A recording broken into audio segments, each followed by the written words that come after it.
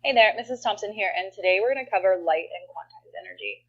When we last left off talking about the atomic model, we talked about Thomson and the chocolate chip cookie model, where the electrons were sprinkled throughout the atom.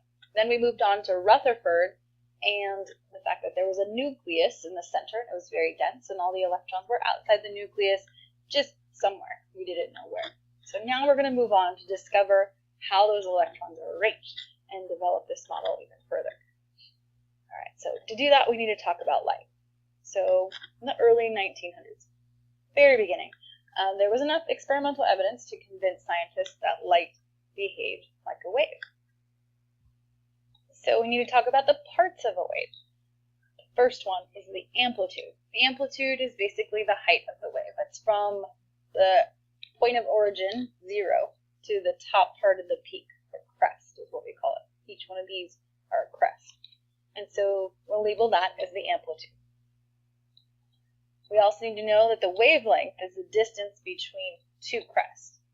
And so that could be from here to here, or from this point to this point. It could also be from trough to trough, so from here to here. Each of those will be equal in distance. And so we're going to represent wavelength with the Greek letter lambda. The next part of that, we need to know the frequency, and that's represented by the Greek letter nu. It's the number of wave cycles that pass through a given point per unit time, kind of how often the wave passes through. The International System of Units uses the unit hertz. We need to know how to convert the unit hertz, which is really simple. 1 hertz is equal to 1 over second. Or we could say seconds to the minus 1. Okay. We also need to talk about the electromagnetic spectrum. The electromagnetic spectrum goes through all of the forms of light: radio, microwave, infrared, ultraviolet, X-rays, and gamma, and also visible light. Okay. Visible light, the part of light we see, only makes a very small portion of the electromagnetic spectrum. You can see in this picture that the more they are to the left, the longer those waves are. And over here where gamma is at, those are very short waves. In terms of visible light, you need to know the order of light. Hopefully you've memorized this already. So you should know Roy G. Biv: red, orange, yellow, green, blue, indigo, and violet. We're going to do a few calculations involving light. And the first calculation is C is equal to lambda mu. C just stands for the speed of light, which tells me how fast light travels in 1 second. And lambda stands for wavelength, and mu stands for frequency still. The speed of light is a constant. It's always that value, so I can use it for whatever light I need. It could be yellow light, it could be green light, it could be infrared, it could be microwaves.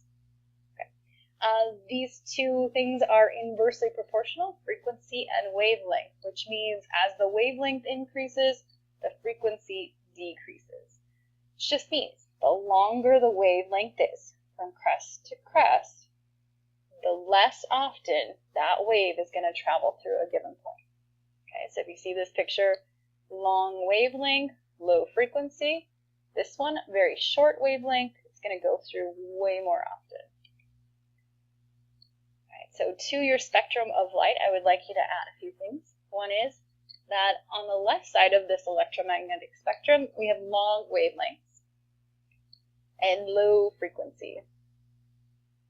On the other side, we have short wavelengths. So gamma has very short wavelengths and very high frequency.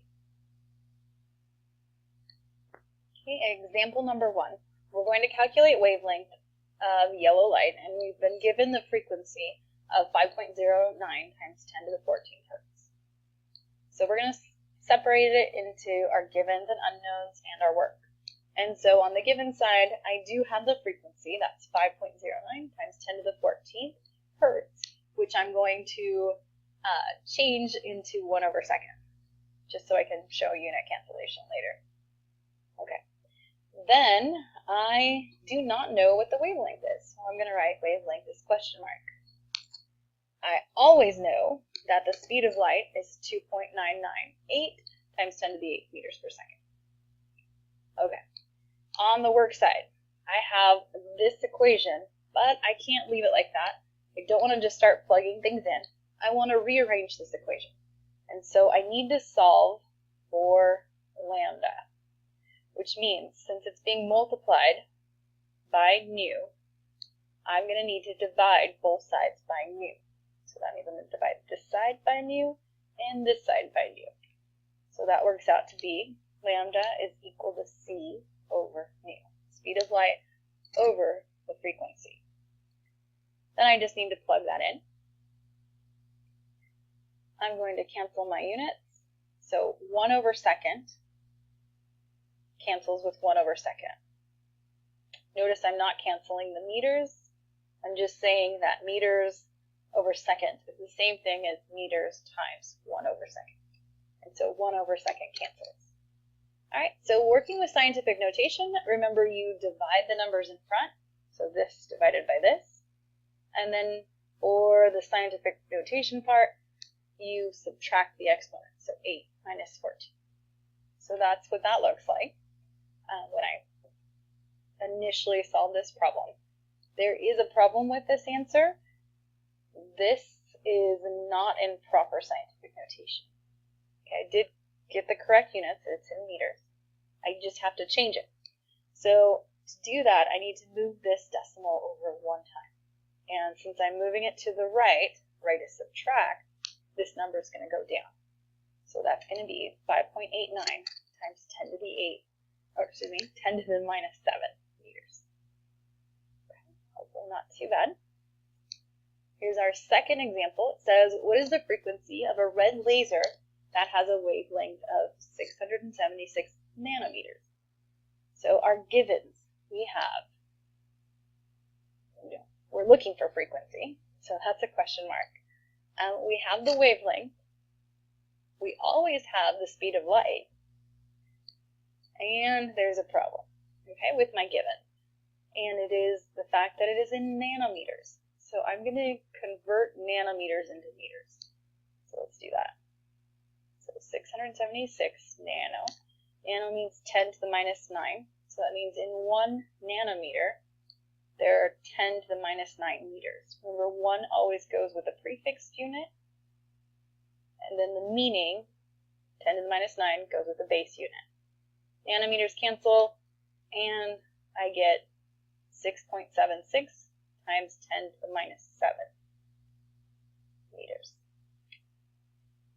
All right, I'm going to use that to plug into this equation, but I'm going to rearrange this equation so that I'm solving for nu. So to do that, I'm going to divide both sides by lambda this time. So it should look like this. Plug it in.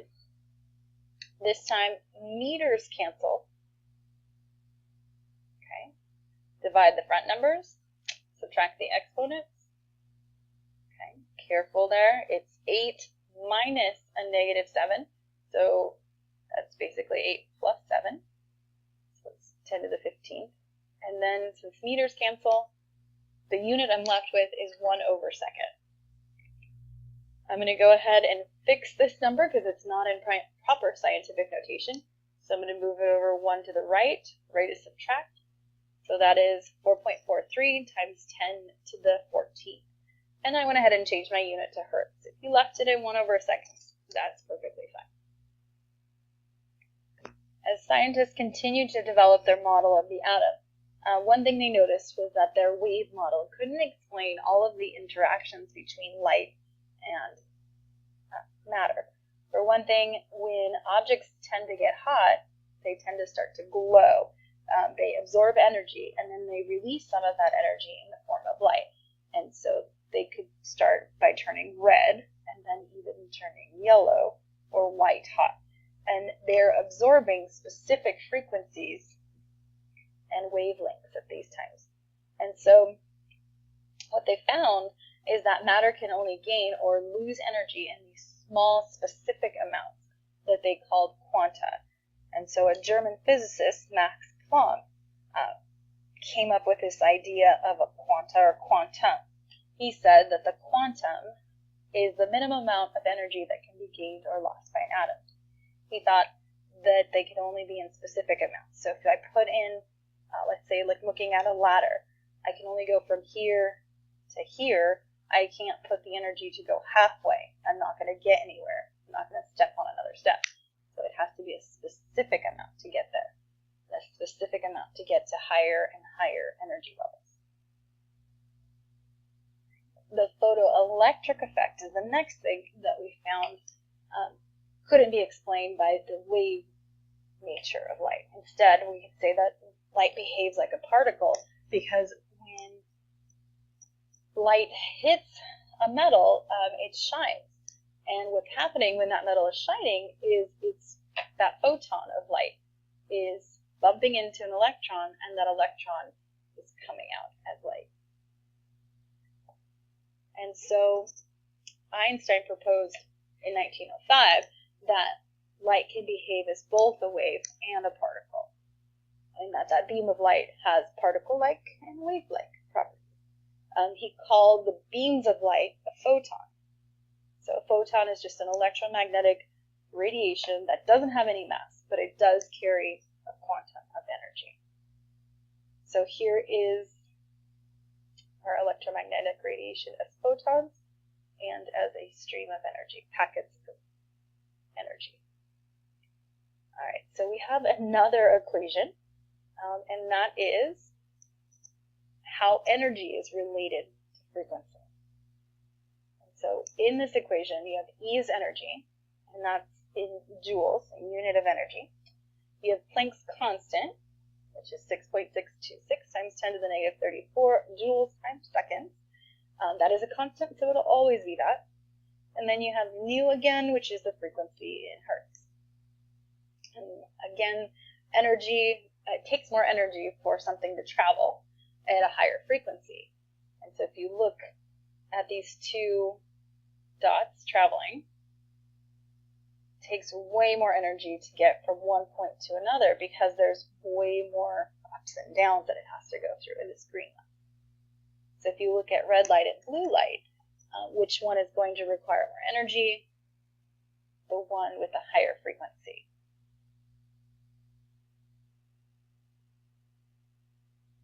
All right, so then we're going to add to our electromagnetic spectrum. I'd like you to add low energy for radio waves, as those are long wavelengths, very low frequency. And then on the other side, you have high energy where you have gamma rays. And so energy increases from left to right in this version of the electromagnetic spectrum. Be careful because sometimes it's inverted, where gamma's on the left and radio waves are on the right. Here's our third example. We're going to use this equation this time. We're going to find the energy of a red photon, and it has a frequency of 4.57 times 10 to the 14 hertz. Okay, so we are looking for energy, so that's our question mark. We have the frequency, and we also have Planck's constant. It's always that number. Okay, then I'm going to look at my equation to see if I need to rearrange it, and I do not, so let's plug it in.